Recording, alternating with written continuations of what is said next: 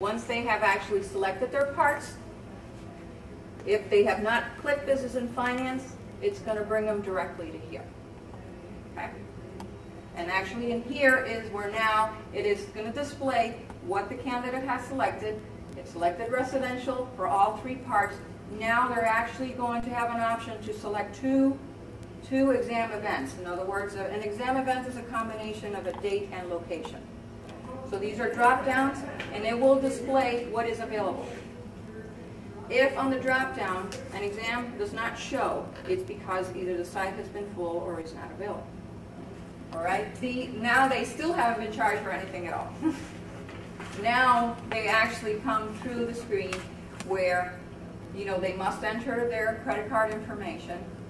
They must enter who the card holder is, because we've had a lot of circumstances where we have one card holder paying for multiple registrations. It's very important that we have the card holder's name on there, because it has happened before. And their address, payment method, your credit card number, expiration, that's no different. Now what is added is there is, depending on what they have marked, if they have marked Business and Finance and Trade Knowledge, you are going to see 4 boxes. If they've marked only Trade Knowledge and just only Trade Knowledge, they are actually going to see 3 boxes. And the same as only Business and Finance. So these are the acknowledgement, and these are the authorization to charge the credit card.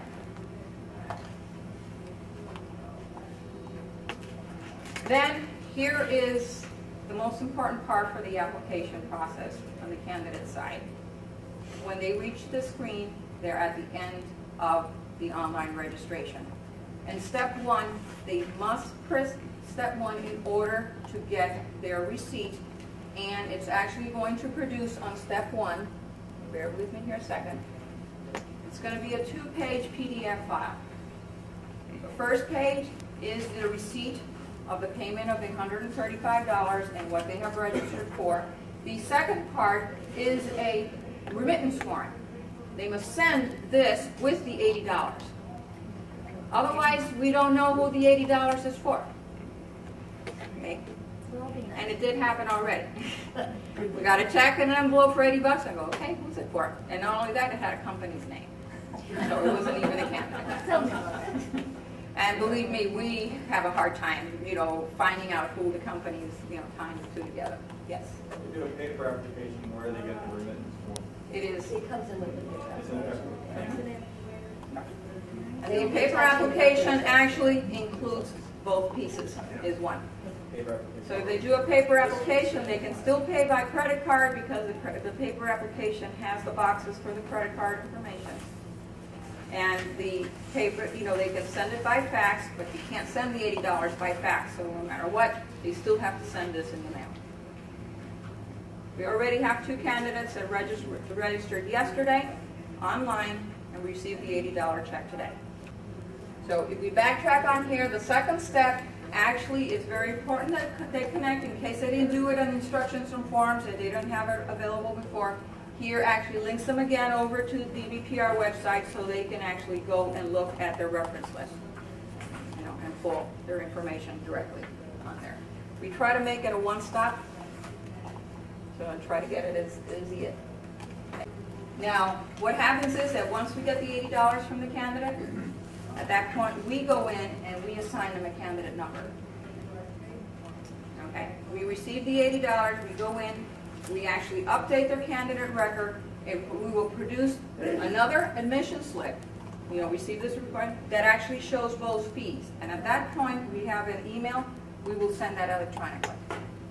A new receipt page. Until the $80 has been received, they do not have a seat at the examination. We have not submitted their name to the state of Florida. The state of Florida has not received the $80 for them. As soon as we receive the check, we're depositing it into the state's account immediately. And we're sending a list to the state that says, here are your candidates for your next exam. I wanted to briefly go over just the parts of the change, because you will have people with these happening, okay? On your main screen there, when they came in online, here is a recurring candidate. When they have a recurring candidate, they already have a record. they are going to see really three options: register for a new exam, request for a change, or reports. On the reports, I did not display them over here, but there's really three reports that they can generate themselves online to print in. One is a remittance form, the other one is a receipt, and the third one is their admission slip. Their admission slip they can print online 20 days before the exam. They can print their own admission slip in case they didn't get it, in the mail or in the process. They're able to print them themselves. We're reminded it's only 20 days before the exam. When they issue the change to an existing registration, they can actually change. There's different screens for change of name, change of address, change of date of birth, and we'll have to add the change of email. But I'm only displaying here the changing of registration. When they need to make a change in the registration, the system will actually display their most current open registration. And then they have drop-down boxes very similar to the way that they register the first time. They can actually select on a drop-down their change of categories and select 2 sites. This is a request. By them doing this, it is not changing anything at all that they have registered. This is just a request. When they finish and they drop on these, and in the same way, they're able to take or mark off and take parts, add parts.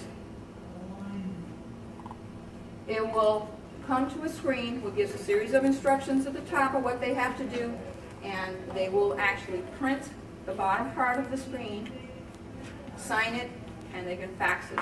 This is what we will receive, and then we will take action. We will review the application, the original application. We will review when they submitted the change form, because it's still, the changes are the 30-day rule.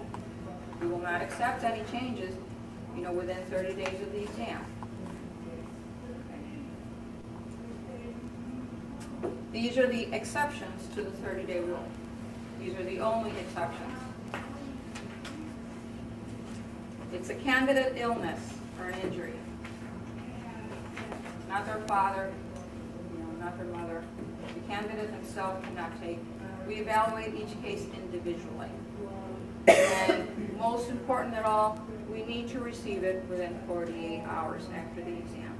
Not 1 month after the exam or 2 months after the exam.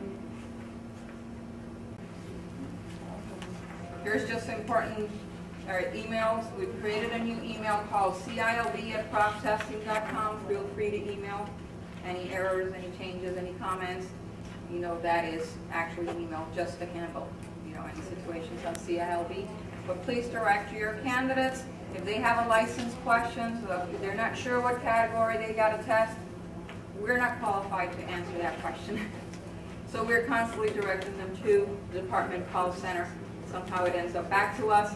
So please tell them that, to be a little more insisting on this side, we get that information. But, our call center people are not qualified to answer licensing questions. Or questions are, should I take this A or A category or A or B category?